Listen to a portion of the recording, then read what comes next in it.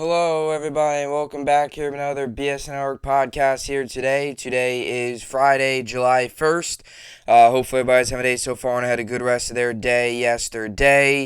It is, in fact, Friday, July 1st. It is Bobby Bonilla Day for all those Met fans out there.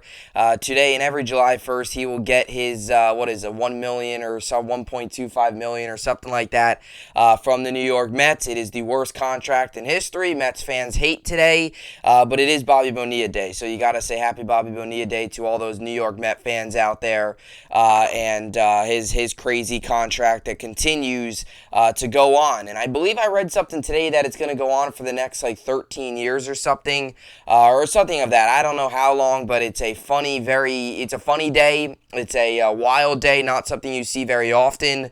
But today and every July 1st, he will get his payday. So Bobby Bonilla Day is today. It is also a lot of baseball on tonight. Yankees last night. It was a tough one. Yesterday it was a frustrating day in many terms. It started off as a normal day. We'll get to it. I'm sure you are knowing what my opinion is on the Kevin Durant requesting a trade.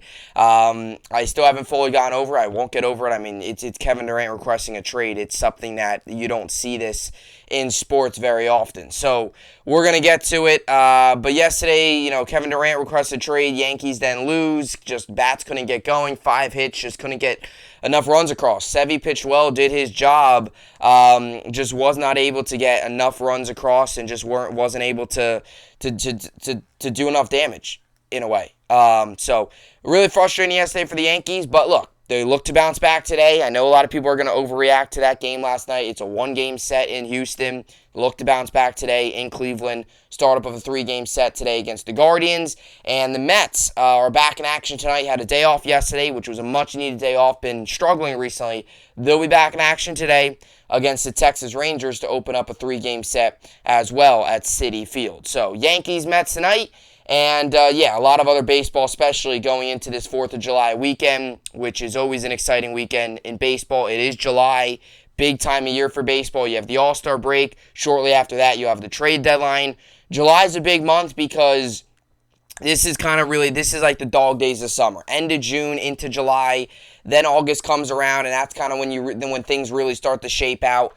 I've always said, coming out of July, you really know what's going to happen. Because then August goes around and September. And September has its drama on it, obviously, when you have, teams fighting for wild card races down the stretch, final week of the season. But July is always a big month because it's the grind and you have the All-Star break. It's an exciting month for baseball. So a lot to get to today on the podcast. It's not all good, but it is news. We're going to start off with Kevin Durant requesting a trade. I mean, that's really what we're going to start off with. Going to kind of... I apologize if what I'm saying is kind of all over the place because I'm going to kind of just rant about this. This is something that what I'm going to talk about might not have any structure. I might be going in a million different directions, but it is what it is because this is awful for the Brooklyn Nets. This is something that is really, really frustrating, something that this organization yet again is just absolutely blowing it all up. And yet again in a position where just going downhill. On the 3-year anniversary of the clean sweep, Kevin Durant requested trade. So frustrating is an understatement. We're going to get to it. We'll talk about it, all that stuff. We're also going to get to the Knicks signing Jalen Brunson. This is no surprise. I don't think anybody's really surprised by this. Maybe a little bit because every year the Knicks are rumored to get somebody. It never usually happens. But the Knicks have signed Jalen Brunson, a big 4-year deal worth over $100 million. And, I think we all saw this coming. It's a solid pickup. I've talked about it a lot. Now that he's officially on his team, we'll see how he fits, kind of talk about, what he brings to the table. And the Knicks get their point guard. They've needed one for a long time. They get their point guard. We'll see how it all plays out. They're going all in. And Brunson is, in fact, a New York Knick after all. So we'll get to that. And we'll finish things off today with the New York sports update. A lot to get to, obviously, on the podcast. So we'll finish it all off with this. Kind of put the cherry on top. Yesterday was a wild day in NBA free agency. With the Nets news coming out, that's not even free agency. That's just wild news. But you had all these different signings. I mean, the first day of free agency is always exciting because you always have all the Supermax. Jokic getting paid, Morant getting paid, Booker getting paid, Karl-Anthony Towns getting paid. Like, all these guys get all this big money. It's funny because, Beal getting paid, all these guys. And it's funny because, like I said, sometimes you see, sometimes you get, sometimes you hear these rumors of, this guy going here, and then up next thing you know, he's getting a super max on the team that he was with all along. Like, there was rumors that the Nets might trade Kevin Durant to the Suns, and if they would, it would only be for Devin Booker in return. Well, that's not happening because Devin Booker just got a super max from the Suns, so he's not leaving. But it's just funny because first day of NBA free agency is always wild. I guess you could say the same thing in the NFL, but free agency in the NBA, it's a little bit different because the guys just get so many contract extensions. NFL, the extensions are scattered out. The NBA, it's like, first day of free agency, let's pay this guy all this money, because why not, But anyway, a lot to get to today on the podcast. A big basketball day, a good story for the Knicks. They get their point guard, and a terrible story for the Nets as their best player. The best player on the planet requests a trade. So, with all that being said, this is the BSN podcast, and let's get into it. So, yesterday, on the anniversary of the clean sweep, the Brooklyn Nets, star player. We all know who Kevin Durant is. We all know what he brings to the table. The best player on the planet in terms of skill set, what he brings to the table, numbers, his stats, all of that. You bring all that to the table. Kevin Durant's the best player in the world. And yesterday was the 3-year anniversary of the clean sweep. As we all know, June 30th, 2019 was the 3-year anniversary. Yesterday, June 30th, 2022, 3-year anniversary of the clean sweep when the Nets brought in Kevin Durant, Kyrie Irving, and DeAndre Jordan all in the same day. And at that very moment, rightfully so, us as Net fans, the NBA world, reacted as very excited. I think Net fans were very excited. Knicks fans were very frustrated.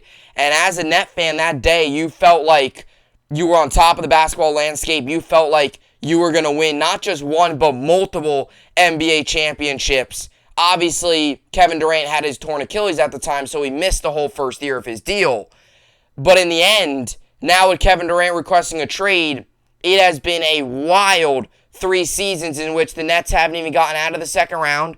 They lost last year, or not this past season, but they lost to the Bucks, as we all know, back in the weird COVID year with 72 games. They lost in that season, second round, game 7. They were just, KD's foot was a little too big on the 3-point line, then got it to overtime and ended up losing. And now you look back on this, Nets have not won a championship. They haven't got past the second round. And yesterday, on the 3-year anniversary of the Nets bringing in Kyrie, KD, and DeAndre Jordan all into the mix, Kevin Durant requested a trade. And I was very surprised by this at first. I was very shocked. I was very frustrated. But at the end of the day, do you really blame Kevin Durant? Because this yet again, and for a Nets front office that has been so incompetent for so long, is incompetent yet again. This all goes back to Kyrie and his contract negotiations, and I'll always sit here and say, if we don't make that James Harden trade, we're in a completely different position today than we are now. That James Harden trade completely blew up our future, blew up the current young talent on our roster to bring in a guy that clearly did not care about winning, and bring in a guy that clearly did not mix into the fit. The Nets had no culture. They have no foundation. They have nothing at all. They brought in superstars. It blew up right in their face, and a big reason why is because of the front office that has been a problem for years continues to be an issue. And there's been multiple moments for this. Multiple examples of why this is going on. The Kyrie Irving contract talks being an issue. That upset Kevin Durant. It's clear as day. Him and Kyrie are close. They want to be together. They want to be together for a long time, playing together, winning championships together. The whole Kyrie contract talks, when, Sean Marks thought he had, had himself some, real guts to go out there and say, hey, look, Kyrie, we want guys that are going to be in here to win and all that, trying to take a stand. That frustrated Kyrie. That frustrated KD. That frustrated both of them. Not coming to an agreement on an extension with Kyrie Irving. Not even really anywhere close to an agreement on a contract extension with Kyrie Irving. That frustrated Kyrie. That frustrated KD. I mean, are you really surprised KD wants out when you really look at this organization top to bottom? No. I mean, this organization's a joke. It's been a joke for a long time. You have an owner that has no clue what a basketball looks like. You have a GM that just continues to build, that just has that does not put the right culture in place. You have a GM that has made some awful trades over the years. You have a GM that has not given any money to Kyrie Irving, although he's one of the better basketball players out there. He refuses and think that's a good thing for the team. It's only hurt him. I mean, you got to realize how the NBA works. It's a players' league. When guys pair up with each other to go play somewhere and go win championships, if you're going to go out there on, publicly and say, oh, look, Kyrie, we don't, we want guys that are, driven to win and all that. Sean Marks thought he was really making a statement. Now look at the situation you got yourself in, Sean Marks. Now look at the situation you got yourself in. The best basketball player on the planet that came here to win a championship is now requesting a trade, and now you're in a situation where if you don't get the right stuff back, you have just set yourselves back for another 5 years, because that terrible James Harden trade that you made, you don't have a first-round pick for the next 5 years. And I oftentimes say this in sports, it starts at the top. And yet again, the top of the organization is what the issues are coming from. The owner, the general manager. This coaching staff is brutal. I mean, some of the things that Steve Nash does in games, they hurt your brain. He's awful. He's been terrible. His rotations are awful. I mean, this is just terrible. I don't think people have really kind of went in. When you really think about it, the Nets are losing the best basketball player in the world right now. He requested a trade.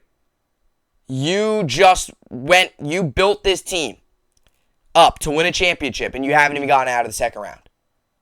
So this is awful for the Brooklyn Nets. It's terrible. This lousy front office, lousy GM. I mean, where do you want me to begin with this owner? This owner that's so cheap. I mean, just a terrible, terrible owner that knows nothing about the game. Barely even watches the team because he's all over the place. Just an awful, awful front office and a terrible organization in terms of truly building a winner. Making that terrible James Harden trade. And look, if I'm Sean Marks right now, and I understand Kevin Durant's one of the best, one of the biggest athletes out there in terms of his name and brand and stuff. So the Nets are going to trade him. It's happened before. Anthony Davis wanted out. They got rid of him, right?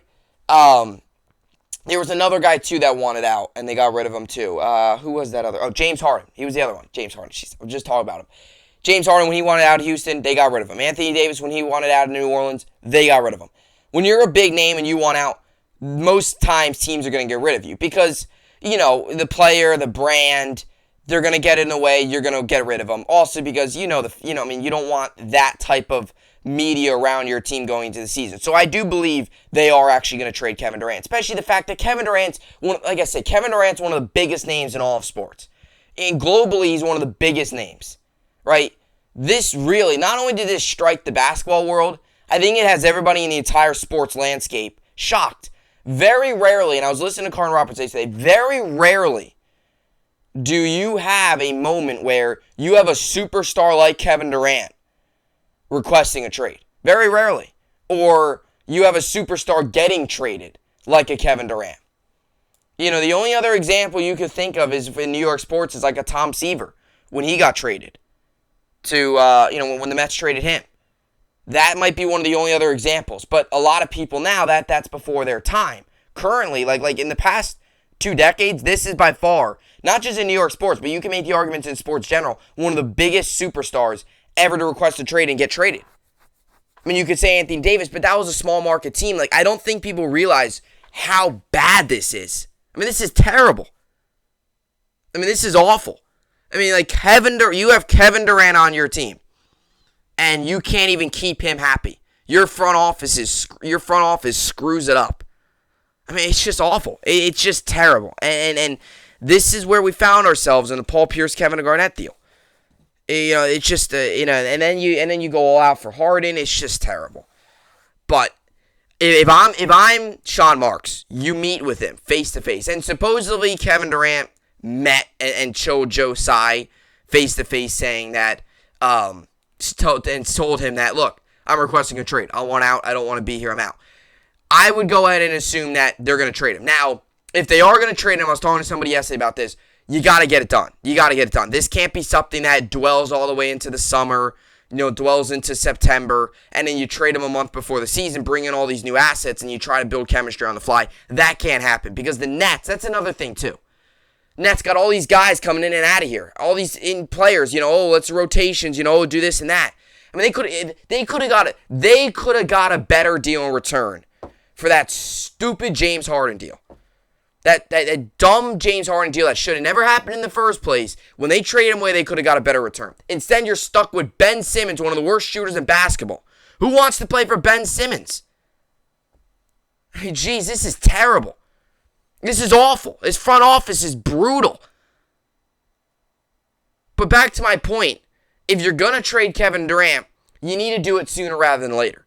Because you need to bring the pieces in. You need to get them, building with the other guys on the roster, right? And you need to build chemistry. And whatever you decide to do with Steve Nash as a coach, because you really wonder now if Steve Nash is on the hot seat, because the only reason Steve Nash is here is because Kevin Durant and Kyrie Irving are here. That's really what I think. But if you're going to trade Kevin Durant, you got to trade him. I think if you're going to trade him, you do it earlier. But I think Sean Marks should try to make peace with Kevin Durant. Say, look, we brought Kyrie back one more year. This is it. One more year with us. If it doesn't work out, we'll accept it. Or if midway through the year it's not working out, we'll make a move. But at least give it a chance with us or something like that. Try to make peace with Kevin Durant. Try to turn this thing around. Because if you can, and, if KD's okay with, maybe saying, all right, we'll give it one more year, then fine. Great. That's awesome. That's one more opportunity to win a championship. But if he's completely done, this can't be something that goes all the way, and it can't be something either that floats over your head during the season, because you're just going to then stink. And the expectation is Kyrie is out. And the Nets better not mess this up, because they already messed up this super team already. If they find a way to mess up a trade for Kevin Durant, then we're really going to have problems. And I'm not going to get over this. I mean, unless if the Nets bring in big-time talent. Like, for example, Kevin Durant request trade, his preferred teams are the Suns and the Heat. That's so far. Already, though, we've heard that 15 teams have called in. Now, here's the thing. If they would to trade him to the Suns, there was rumors yesterday that the Nets are not going to trade him to the Suns unless they get Devin Booker in return. So, the fact, if they do get Devin Booker just signed a Supermax, I don't foresee them getting rid of him. I don't. The Heat are an option as well. Here's a deal that could possibly look like if they get the Heat. If I'm a Net fan, I want Bam Adebayo, I want Tyler Hero, and I want 3 or 4 first-round picks, and maybe slide Oladipo into that. Maybe. That's what I want. Something like that. I don't want, I don't want a deal where it's Oladipo and a first-round pick or something like that. It better be a deal where you get like 4 first-round picks and 2 stars, or at least 2 young stars, like a Tyler Hero and a Bam Adebayo, 2 guys that are entering their prime. That's what I would want for that. That's what the expectation should be. Look, it's Kevin Durant. You're trading Kevin Durant. You should get a whole lot in return for Kevin Durant. Nets better not mess that up either. They've already messed this up. They've already messed up having Kevin Durant and Kyrie Irving on the roster by saying stupid things, doing stupid things with the roster. Better not mess this up. So, this is awful. I mean, this is terrible. It's just like, it's just flat out embarrassing for this organization. The fact that they went all out and mess it up. And look, I'm not mad at Kevin Durant. I mean, I understand where his frustration's coming from. I mean, I think also, so there's been some rumors that he was frustrated with how the whole Ben Simmons thing's played out, which I don't disagree. I mean, that whole Ben Simmons thing was a complete mess. Him saying, I should be back for Game 4 or Game 3, never came back, left his teammates in the dust. All he was good for was showing up on the bench in his clown outfits every other day when they were playing their playoff games, in which they got swept. There's a lot of frustration. I think a lot of it has to do too with the fact that the Nets were hesitant to give Kyrie Irving. And I find it so just embarrassing. You just gotta laugh it off because what an embarrassment. Sean Marks thought he was a big tough guy making a stand, saying, "Look, we want guys in here that are, gonna be consistently out there. Guys that are gonna be loyal." Great. You were saying all that stuff. You thought you were a big tough guy. Now look at the situation you got yourself into. Your two biggest stars in all of basketball want out. Because Kyrie Irving, there's reports that he's right there after him. And let's be real here. Kyrie Irving's not staying in Brooklyn if KD's not there. Because I think if it was up to Kyrie, he wouldn't even be in Brooklyn. Right now, the only reason Kyrie's in Brooklyn with all this contract stuff is because of KD's there. I just find this interesting because the fact that Kyrie opted in is just wild to me. Because if they were communicating with each other, and there's been talks that KD hasn't talked to the Nets in months since the season ended, which I don't always buy into that stuff because sometimes that's just stuff that is, I don't always buy into that. Because sometimes that's just like, this guy hasn't talked. Well, okay, it's the off season. I mean, what is he going to talk? What is he going to do? Call up Sean Marks and ask him how's the lunch is? Like, you can only do, especially for a Nets team that I think, as long as Kyrie and KD were on the team, I don't think there was much other, stuff. And and now you really wonder. And that's where I also wonder, too, if the Nets even saw this coming. Because they signed they traded for Royce O'Neal yesterday. And that's a good pickup. 3-and-D guy. It's a good fit for the group we have now with Kevin Durant and Kyrie Irving. Hour later, they request a trade. Or they sign. What did they sign? What did they trade for Royce O'Neal then? I don't even know. But that's now you really wonder what's going on here. Because now you have Royce O'Neal in the mix, which he was a good fit for the team that we had. Good 3-and-D guy that can hit a three or guy that can hit some threes and a guy that can play defense. That's really what he was brought here for, and rightfully so. You need that. A lot of teams need those type of guys. Now with Kevin Durant, Kyrie Irving, it's like, where does Royce O'Neal fit in? It's just terrible. It's just terrible. They find themselves in such a mess right now. So all I ask, and I'm not going to get over this unless we'll eventually get over this, but the only thing is with the Nets is what you got to do is you got to get a boatload in return. And I think the worst possible scenario is if the Nets trade Kevin Durant and Kyrie Irving to the Lakers, and they get like Anthony Davis and Westbrook in return like 2 first-round picks. That's the worst that could happen. You're getting Westbrook, one of the worst shooters in basketball, and you're going to get Anthony Davis, who gets hurt climbing out of bed in the morning. So that would be terrible. But because I think the Nets will trade him. I don't think there's not going to be any peacekeeping here. I would love for this all to just be one big false report from Shams and Wojo. The Shams, his reports are coming right from the players, so that this is real.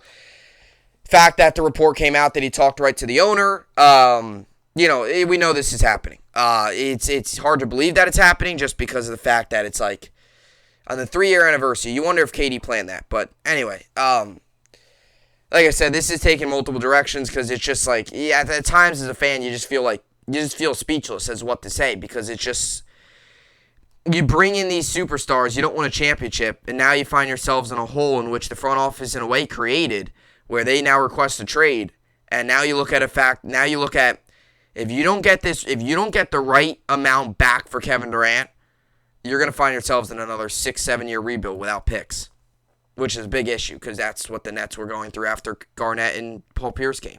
So, Nets have to. This front office, if they want to repair a little bit of their trust, they got to get this deal right.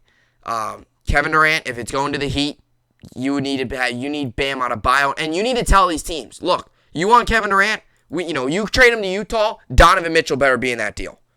Like, that's what I'm saying. Like, and people might think I'm crazy. Look, it's Kevin Durant. You need to get a lot back for Kevin Durant. Like, if you're trading him to OKC, I'm just using his example. He's not going back to the Thunder. I think Thunder fan would hit, who knows. You better get Shai Gilgeous-Alexander in that deal. Like, that better be it. You better get, like, a young star and a proven player. Just trying to think. Like, if you would have traded him to, like, I'm trying to think. I don't know. I don't really know many other. The Heat, like I said, Suns, Booker better be in that deal. That's just the type of player Kevin Durant is, especially if you package a deal with KD and Kyrie, because the rumor is they still want to play with each other, just not in Brooklyn, which shows you that the culture there is toxic, shows you that the front office and coaching staff is really bad. It just shows you that they don't trust the organization if they want to still stick together. This isn't some rift between them. They want to play together, not in Brooklyn, because they know Brooklyn's a mess in terms of front office and the organization as a whole. That's why it's terrible. That's why it's so frustrating as a fan, because it's been incompetent for years. It continues to be incompetent. So, but back to my point with the whole whatever it's called. The Suns, Booker in return. If he goes to the Jazz, you better get Donovan Mitchell. That's what I'm talking about in terms of in return. Because it's Kevin Durant. I mean, you should be getting another star and another young player. The Heat, I think, is, good, right? You get Bam Adebayo, Tyler Hero, and 4 first-round picks. That's not bad. I mean, that's not bad at all. Especially the fact that you lost Drummond, so you need another big. That's not bad. I don't think that's bad. Something like that. Maybe put Oladipo into that deal too. We'll see how that all plays out.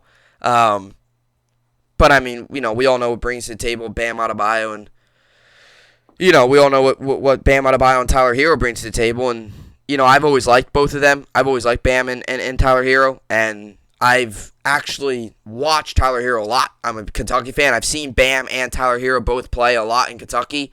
Really like both of them. So if you bring them in, I will always say this, though. No matter what the trade is, it's still not going to completely get over the fact that you're going to have Kevin Durant, or not going to have Kevin Durant anymore. Eventually you'll get over it, but it's still going to be something. Until the season starts, no matter who we bring in, it's still going to be something that's going to be. Until the season starts, you're not going to fully get over the fact that that Kevin Durant actually requested a trade and you traded him. Because let's be real here. You trading Kevin Durant, you're not going to get Kevin Durant in return. You're going to get two very good players, but those two players are not going to be Kevin Durant. And that's what people got to get. Some people are like, all right, well, you traded me, get Devin Booker. That's great. That's good. Yeah, that's good. Devin Booker's good. Solid, very good young player entering his prime. You'd love to do that. But you really wonder if Kevin Durant couldn't win here. I mean, there's not many other players out there that are up to the level of KD. So I think the Nets, they need to get it right, though. They need to get it right. If they're going to trade KD, which is awful still, but you need to get it right if you are going to trade him. If you're going to trade him, it needs to be 3-4 first-round picks, a young star, and maybe a star right now. Or 2 young players that are entering their prime, like a Bam Adebayo and Tyler Hero. You can't mess this up. If you trade Kevin Durant, and you get Russell Westbrook, if they trade KD and Kyrie to Lakers, I'm just saying, and they get Westbrook and AD in return, and you put a 2 firsts in that deal, I'm gonna lose it. I'm gonna lose it. I'm going to. Yeah, that's gonna be bad. If you make that trade, that's gonna be really bad. It needs to be a trade for young players, star players, guys that are in their prime or just entering their prime. Guys like that. That's what you need to do. But, like I said, at first, if you're Sean Marks, you got to try to make peace. You got to try to say, hey, look. And if KD's like, dude, I'm not doing it. I want out. I want to get me out of here. Then you're just like, all right, well, there's no fighting it. But if you could try to say, look, we brought, Kyrie's opted in. Give it one more year. And if that's the case, that's great. Because I would love that. Because then you're giving it one more year to see how it goes. But we'll see. We'll see how it all plays out. I just hope that this is something that does not go on all off season, because this is something that you don't need over the team going into the regular season. I think that's pretty clear. I think a lot of fans would agree with me. If you're going to do a deal, get it done sooner rather than later, especially because you need to bring the pieces in and get them going into the system, into the organization and stuff like that. Because we all know how the Nets are. They always find themselves in a situation where they got new guys out there every night, can't win enough games because they don't have enough chemistry. That's been a big issue for a long time. So, if this can't, like I said too, if this is something that goes all the way into September, close to the season, you just can't have this over the team. You can't. So, number one, try to make peace. If you can get him to stay for at least one more year, or at least half of next year, and if it's not working, make a big trade at the deadline, whatever.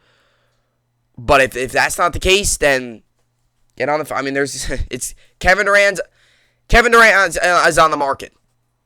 There's going to be a plenty of suitors out there. I mean, even teams right now that might, I mean, that's what I'm saying. When you get this big of a name out there on the market, there might be teams that are in rebuilding phases that are going to go all out for him. Because it's Kevin Durant. The opportunity to get Kevin Durant on your roster is something you don't see very often. It really isn't. I mean, it really is not something you see very often. That's what's so frustrating as a Net fan. So anyway, Kevin Durant requests Nets trade, Suns, Heat seen as preferred teams.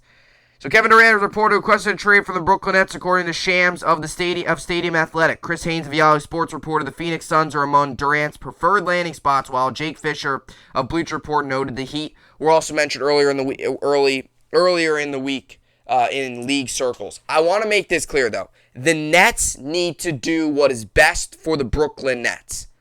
You don't trade Kevin Durant to his preferred team.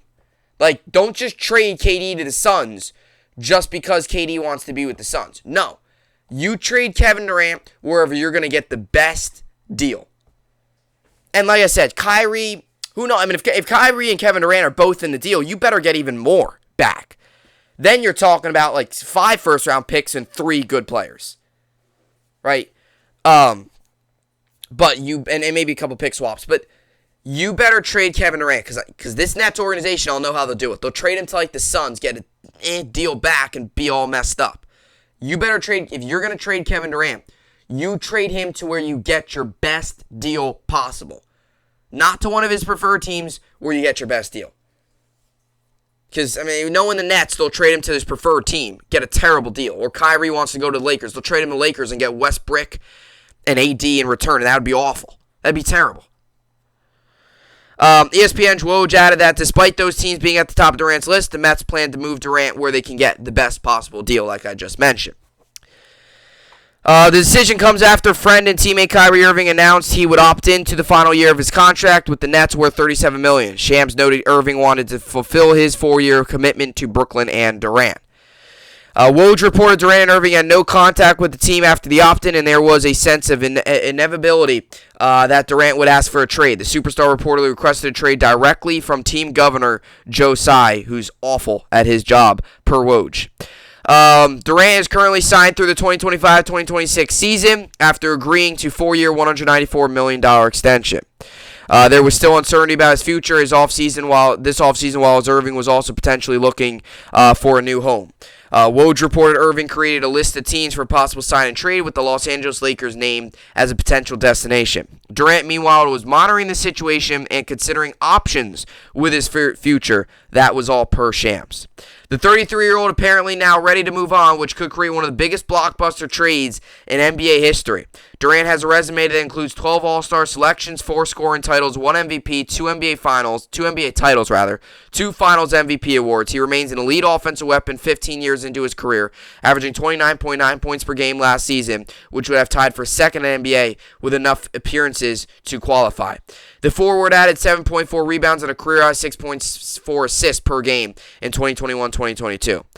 It would require a significant return for any team to land Durant, but a trade would legitimately shake up the landscape of the NBA going into next season. The former Texas star initially joined the Nets in 2019 alongside Irving, but the duo has not found the team's success many anticipated. In 3 years, the team had just 1 playoff series win, while this past year's squad was swept out of the first round by the Boston Celtics, who we all know ended up losing in the NBA Finals to the Golden State Warriors. Durant and Irving played only 17 games together in 2021-22, and 27 games in 2020-2021. Durant missed all of 2019-2020 while recovering from an Achilles injury. So, on the day of the clean sweep, Kevin Durant requests a trade, and I mean, the one sentence said it all. It might be one of the biggest blockbuster trades in NBA history, and it just stinks that it's involving the Nets getting rid of Kevin Durant. I've expressed my frustrations, and I've been a Net fan. Believe me, I've been a Net fan for my whole life. My first ever jersey I got I actually had a Jason Kidd New Jersey Nets jersey, and I had a Darren Williams Nets jersey as well. That was my first Brooklyn Nets jersey. I've been a fan for my whole life. I've not been a bandwagon. You can watch my old videos back in 2017, 2016 when I first became, or when I just started to first became on YouTube, first started to do YouTube. You can watch my videos. I mean, I'm talking about the Nets all the time on there as well. So, I've been a Net fan my whole life, even prior to this, and The incompetence that took place after the Paul Pierce-Kevin Garnett trade, that's really what's concerning. Because the Nets went through 6-7 years of nothing. Where we were one of the worst teams in the league, bottom of the Eastern Conference every year. No names on our team. A team full of just a bunch of one-year contracts, guys in and out, in and out, in and out. No way to build a foundation that way. Because they got themselves into such a hole with Kevin Garnett and Paul Pierce. So the Nets find themselves in a similar situation now. Now it's a little bit different because they can get a whole lot in return for Kevin Durant. But if they're going to trade him, they better get it right. Because if you don't get a right package in return, you're going to find yourselves in another 5, 6, 7-year rebuild with no picks and no young assets. So, very bad situation in Brooklyn and really frustrating as a fan because just incompetence from top to bottom of the organization continues to haunt this team. It really does. All right, so we're going to get to another topic here in the NBA. Big basketball day. It is free agency. So we get a terrible story for the Nets. And for Knicks fans, I think a lot of Knicks fans are excited. I think a lot of Knicks fans are cautiously excited. This is not a move that is going to make Knicks fans, I think. Maybe I'm wrong. But the Knicks go out and get Jalen Brunson. And to be honest, I don't think anybody's surprised by this. So Jalen Brunson, Knicks agree to a 4-year, $104 million contract after Mavericks pursuit. So you've heard that right. All the rumors, all of the hired his dad, brought him in, going to watch Mavericks games during the postseason, scouting him, all that.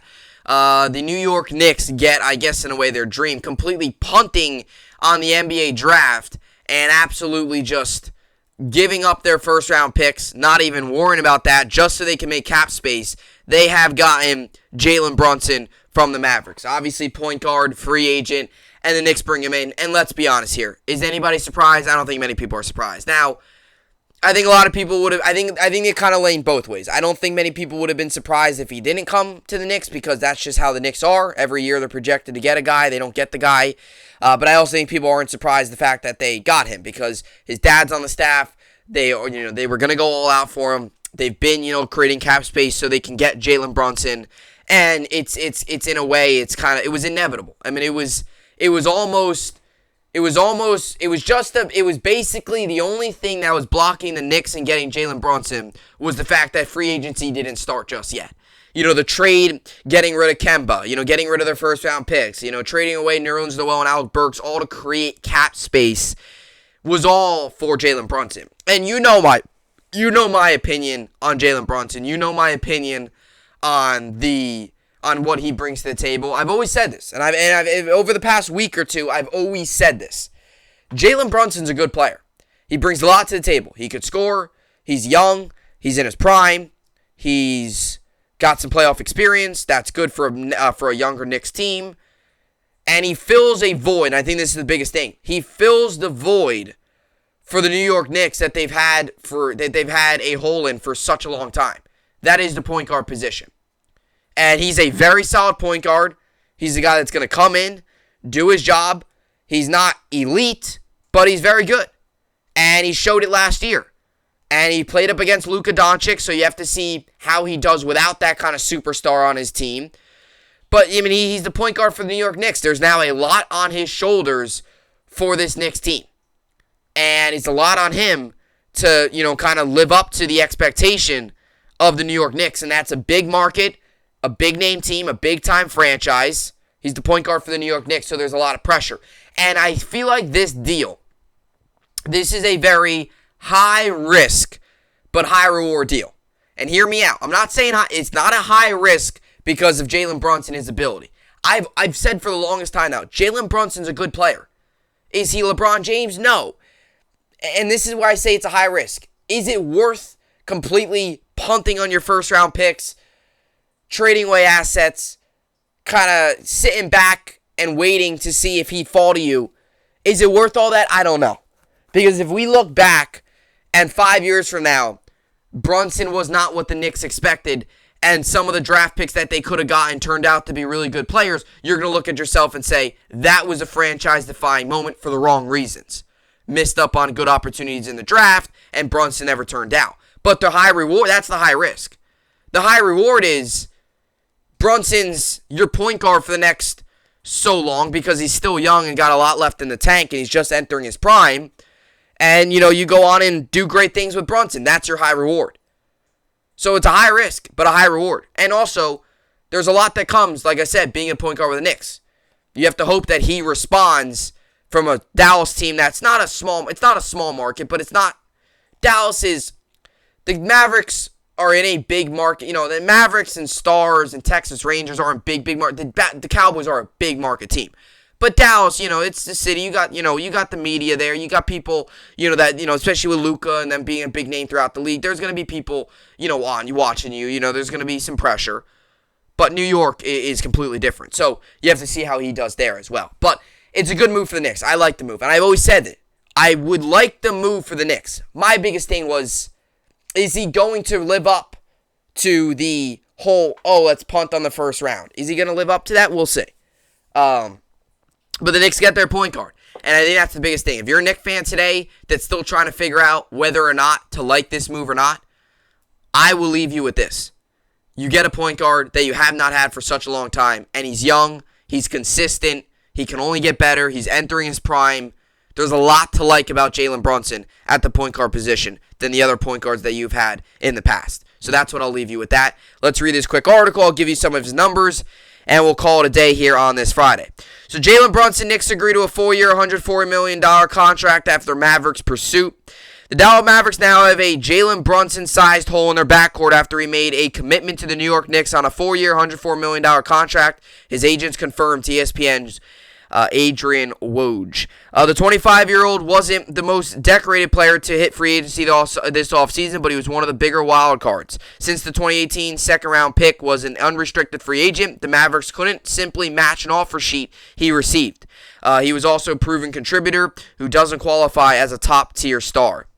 Like I said, he's not an elite player. He's not. But he's a very solid asset. 4 teams in smaller markets looking to make a big splash. Brunson was a prime target to consider. ESPN's Tim McMahon reported that in April that sources around the league thought the Villanova product would collect $20 million annually, and that his value had gone as high as $25 million. When it came to the Mavericks, Jalen's father, Rick, made it clear to McMahon, or Mac McMahon, or whatever. McMahon's the guy that does the wrestling or whatever. Rick made it clear that the young guard wasn't going to take anything less than his market rate. We've got to figure out if Dallas wants him, not words. Dallas wants him, not words, he said.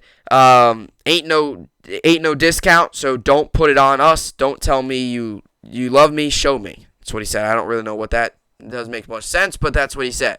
Leaving the Mavericks also presented Brunson with the opportunity to occupy a role that was likely unattainable as long as he shared a bench with Luka Doncic. According to Basketball Reference, the Slovenian had an 8th highest usage rate, 37.4% for a single season, 2021-2022. This is talking about Luka. He also has the 10th, 36.7% in 2019-2020, and 17th highest, 36% in 2020-2021 marks. The Mavs have such a offense based around Doncic can make it difficult for other guards to shine, and those players might ultimately prefer different surroundings in which they're more empowered. Though in his first 3 years, Brunson was used largely as a backup, the 2021-2022 season proved himself as a starter, which couldn't have been timed much better ahead of his impending free agency. So a bigger role, he can be a much bigger player. It goes so on and so forth about some of his numbers. So I'm going to give you some of his numbers now and what he brings to the table. And like I said, starter role last year was a lot better in the starter role, and I think that's where he's really starting to enter his prime as that starter type player. If ESPN will load here, that would be very nice. Jalen Brunson. All right. So Jalen Brunson last season, 16.3 points per game, 3.9 rebounds, 4.8 assists, and like a 17.14 PER. He's 25 years old. He'll turn 26 before the season starts. His birthday is August 31st. So he'll turn 26 before the season starts. But you look at his minutes. Last season, he averaged 31 minutes a game. His career, 24.7. So he had a lot more minutes last season in his 4th year. He's entering his 5th season. He's just entering his prime. He was consistent. He's a solid shooter. Like, his field goal percentage is up there. He shot last season 50.2%. That's 2 seasons in a row where he was above 50%. His career is 49.4. Not a great three-point shooter. Doesn't take many of those. But you wonder, without Luka, him being more the main guy, you wonder if he'll take more threes. Free throw percentage last season was at his best. He was at his best last year. In terms of points, he got better. The year prior, 12.6, got 16.3 last year. So a guy that's, solid. I think his playmaking ability will up a little bit as well. I think overall he'll be a little bit better with the Knicks just because he'll be in that starter role. So a solid addition for the Knicks, 25 years old, just entering his prime. He'll turn 26 before the season starts, and he's got a lot of years left in the NBA. So a good move for the Knicks. Alrighty, so that's what I got for the wild basketball news. Like I said, the Kevin Durant stuff unexpected. Jalen Brunson, I think most people saw that coming. But anyway, so today we got the Cubs, Red Sox, Blue Jays, Rays, Cardinals, Phillies, Marlins, Nationals, Braves, Reds, Brewers, Pirates, Royals, Tigers, Astros, Angels, Rockies, Diamondbacks, Twins, Orioles, Mariners, A's, Dodgers, Padres, and Giants, White Sox. Mets, Rangers today. Mets come into today's game 47-29. Rangers come into today's game 36-38. Rangers got Glenn Otto on the mound. He's 4-3 with a 5.32 ERA. And the Mets have Chris Bassitt on the mound. He's 6-5. I believe he has like a 3.98 or on here it says a 4.02, but I thought on fantasy it was like a 3.98 or something, or 9.2 or something. Over under set at 8.5 tonight, 7:10 Eastern. You can find that on Apple TV+. Yankees, Guardians tonight. The Yankees come into tonight's game 56-21. Guardians come into tonight's game 39-34. Yankees have Garrett Cole on the mound. He's 6-2 with a 2.99 ERA. And the Guardians have Aaron Zavala on the mound. He's 2-4 with a 7.20 ERA. Over under set at 8.5 tonight, 7:10 Eastern. Yes Network. And as for fantasy baseball, I'm currently losing in my main league 188-143. And in my other league, I'm currently winning 186-158. In my other league, my pitching is Trevor Rogers and Jose Barrios. And in my main league, I've got 3 pitchers going. Jose Barrios, Chris Bassitt, and Tony Gonsolin. Bassett's ERA, by the way, is 3.91. I'm hoping that Bassitt, Gonsolin do well, and I'm hoping Barrios does just enough because he's been awful this season. I'm giving it one more start with him. If he does bad, I'm officially trading him. Officially trading if he does not have a good start here. I'm giving him one more start. I figure, why not, right? One more start. So I'm going to give him one more start and see how it rolls. He's just been bad. I mean, and the Blue Jays as a whole have kind of been a disappointment this year, and that's kind of an understatement in a way. I mean, they have been. Not much else I could say about that. So anyway, that will do it for the podcast here today. Another good podcast in the books. As always, as you all know, I take weekends off, so everybody enjoy your weekend. Enjoy the 4th of July weekend. Looking forward to all the baseball and all that stuff, fireworks and all that good stuff. So enjoy it. Enjoy 4th of July weekend. Whatever you're doing, enjoy all the baseball. And we'll see you all back here on the flip side. As you all know, on Sunday I'll be doing my Bubs Talking Baseball podcast. So that should be good. I'm planning on starting a little bit of a Bubs Talking Bombers, which is a Yankees podcast I'll do. I've been thinking about it. It's going to be another YouTube channel. Like I said, I'm trying to expand, trying to grow a lot more this summer. Trying to really, maybe incorporate some live streams as I try to get bigger. I'm trying to get other, guests, other YouTubers on the show. There's some other Jets YouTubers out there. Just to talk, just try to expand my channel a little bit because I think it's a great opportunity. So I'm trying it, but we'll see how it all kind of unfolds and plays out. So anyway, that will do it. Everybody enjoy your weekend. I will see you all back here on the flip side. See you all back here on Monday. Hope you enjoyed it, and thanks for watching.